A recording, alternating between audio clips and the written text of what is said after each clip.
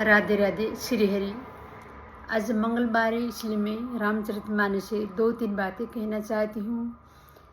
संसार में भगवान राम का ही उत्साह जब शादी विवाह में भी उनके गाया हुआ गीत गाते हैं, क्योंकि श्री कृष्ण भगवान का विवाह तो रुक्मिणी को भगा के कहीं पटरानी को कुछ कहीं क्या कहीं जेल से निकाल कर किया था। इसलिए शादी विवाह श्री राम भगवान के गुण गीत गाए जाते हैं और जब तक जिंदगी भर उन्हीं के गुण गाए जाते हैं। उन्हीं के गुण जब तक अपने शरीर के अंत हो जाता है तब भी उन्हीं के नाम करते करते राम नाम सत्य बोलते बोलते घाट की तरफ जाते। इसलिए हम लोग को राम जी के नाम हर पल हर एक एक पल भी हम लोग को जपते रहना चाहिए।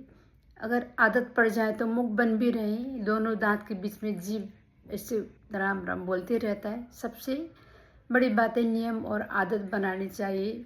मैं सुंदरकांड से 2-3 बातें कहना चाहती हूँ। देखी प्रगट गगन अंगारा, अवनित आवत एक हों तारा। अर्थ माता सीता आकाश की ओर देखकर कहती हैं, ऐसा लगता है मानो आकाश में अंगारे जलते हुए कोयले दिखाई दे रहे, परंतु उनमें से एक भी तारा पृथ्वी पर नहीं गिरता कि उससे मैं अग्नि प्राप्त कर लूँ और अपना प्राण त्याग दूँ।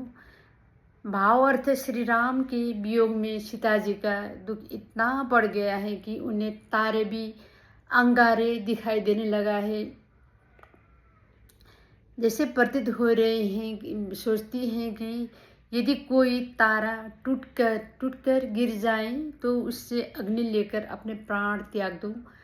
पावक मैया शशि शरत न आगी, मानो मोए जाने हतभागी। अर्थ चंद्रमा भी अग्नि मद है, फिर भी वह मुझे अग्नि नहीं देता। ऐसा लगता है कि संसार में चंद्रमा जैसे शीतल कोई कुछ होता ही नहीं, फिर भी उनको चंद्रमा में भी आग ही दिखाई देने लगता है।